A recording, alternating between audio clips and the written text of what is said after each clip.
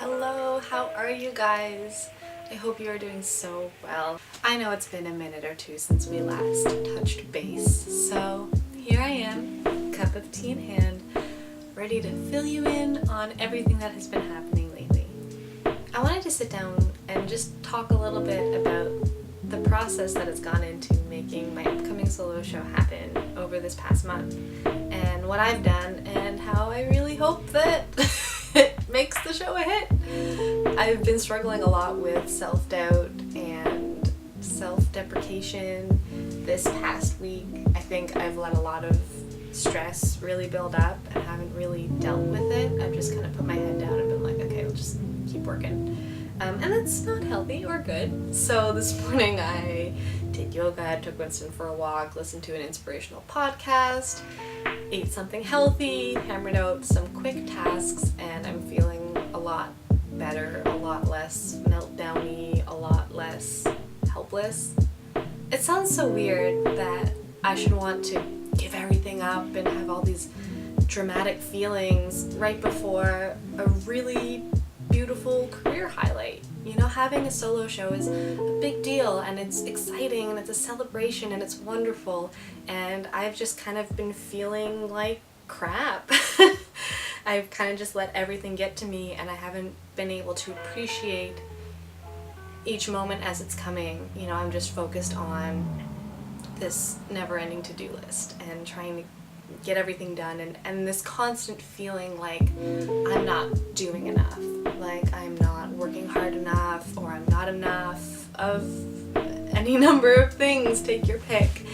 And so I'm really glad that my head's on a little bit more straight today and I hope that I can carry it into the coming week, because today is Monday and the show's on Saturday and I have a lot of stuff ready. I don't have that much left to kick out, so I kind of have this space, this quiet and this calm, and my mind's like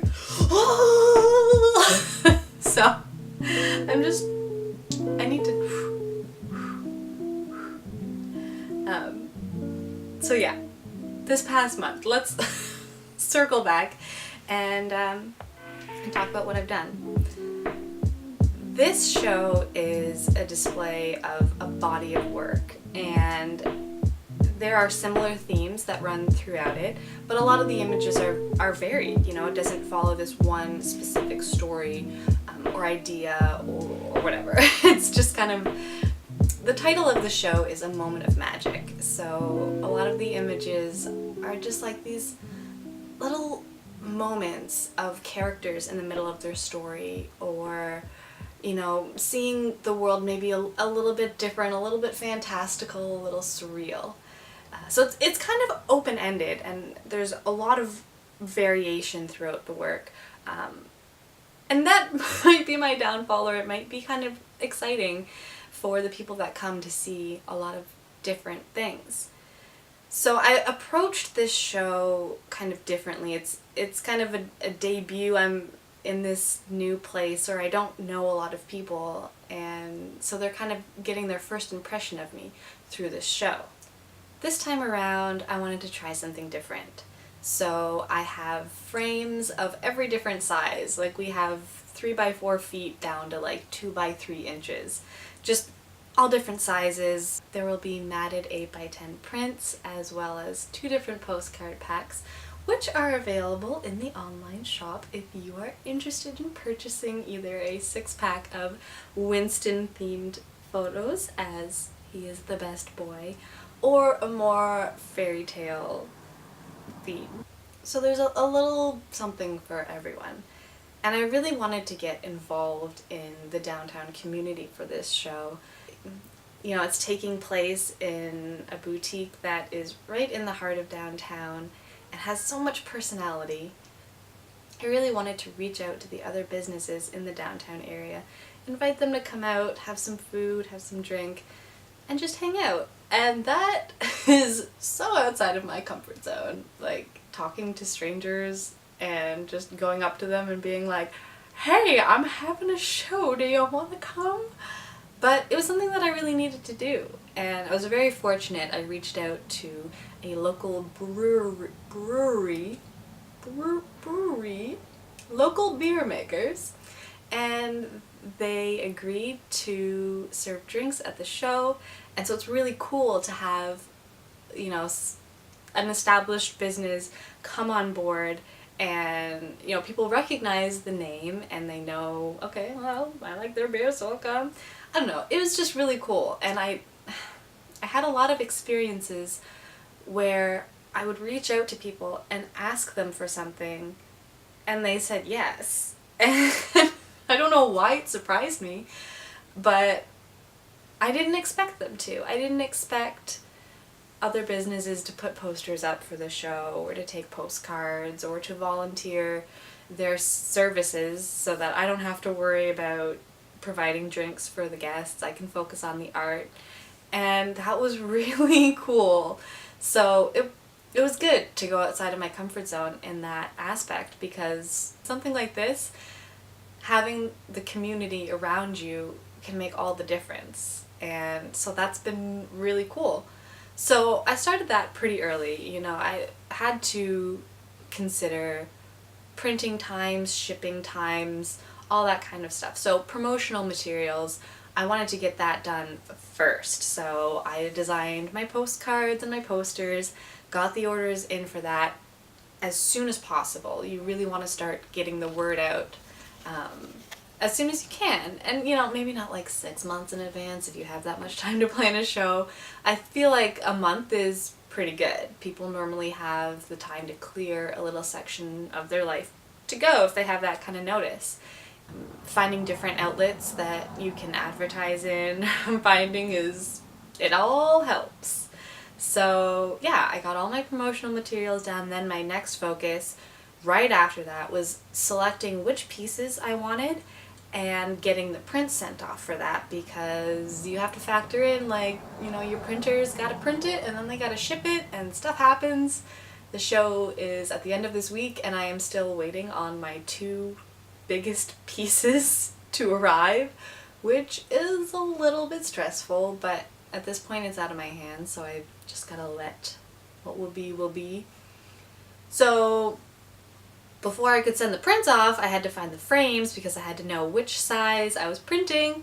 So I ended up hitting up a few beautiful antique stores in this area and found some real gems. And I really love looking for antique frames. They have a lot of personality and just this ornateness to them that you don't really find in commercial craft stores or frame stores.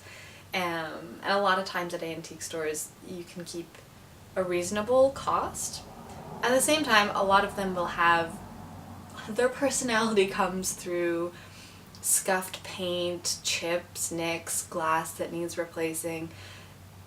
A lot. There's a lot of things that go into restoring these frames. So again, that had to kind of be a really #1 priority for me to get kicked out right after promotional materials, because I needed that time to take to give them some TLC. And a lot of times those little quirks I'll leave in. Like if there's a, you know, something that isn't jarring, I like to leave them as they are. They have their story, and it's so exciting to see it transform when you just like pop one of your pictures in there. It's like, whoa, this is so cool. So there's a really good mix of antique frames. There's a handful of new ones that stick with the style of this kind of over the top. It's extra, okay? We're very extra here. So then we move on to the atmosphere of the space that you're going to be showing your art in. That is just as important as what you're putting on the walls. People want to feel welcome, and they want to feel like they belong. So picking a space that feels that way, picking a space and making it your own is really important. At least it is to me. You know, this is all very just personal, subjective, grain of salt. You know the whole disclaimer. So this is just my experience. I really enjoy making a space cozy. I'm a big nester. So the space that we are showing in, Bellazo, it is so amazing. It's such a cool shop and it has so much personality and it's so cozy and welcoming and warm, and I can't wait to see how it translates to an art space. I think it'll be really cool. So, because I never feel like I've bitten off enough, I decided I want to do the window displays for Christmas that ties in to the show. So the weekend that the show is happening, they're also having this big kickoff to Christmas downtown, and all of the shops are going to reveal their Christmas windows, and there's a competition. So I'm like, we're going to win. I'm going to win this, yes. Honestly, I don't know if I'm going to win, but I'm going to try my darndest. And so, knowing me, I decided to make a giant mushroom. And believe me when I say it's a giant mushroom. It is taller than me, and there's going to be a whole separate video just on the making of that because it was quite a process. So yeah, I really want to do a photo where there's this giant mushroom and it's decorated like a Christmas tree and it's in the middle of the woods, and like all the little fairy folk come around and they dance around it and they leave presents and they have acorn garlands, and yeah. So I figured, hey, I want to make this giant prop anyway, so why not just get it done for the show and then put it in the window and then win the window display and the hearts and minds of people everywhere, etc., etc. So cue making mushroom footage. I started with some chicken wire and a dream, and it's actually coming together. Right now it is in the final stages of little bits and bobs being added to it, and it's almost like that's the most painful part now. Like, I have been working on this thing for so long that I kind of want to burn it. You ever get that way? You ever get to a point with a project where you're like, I kind of just want to dip you in acid. No hard feelings. But we're so close. It'll be great. So yeah, I've been working on this window display aspect of it as well.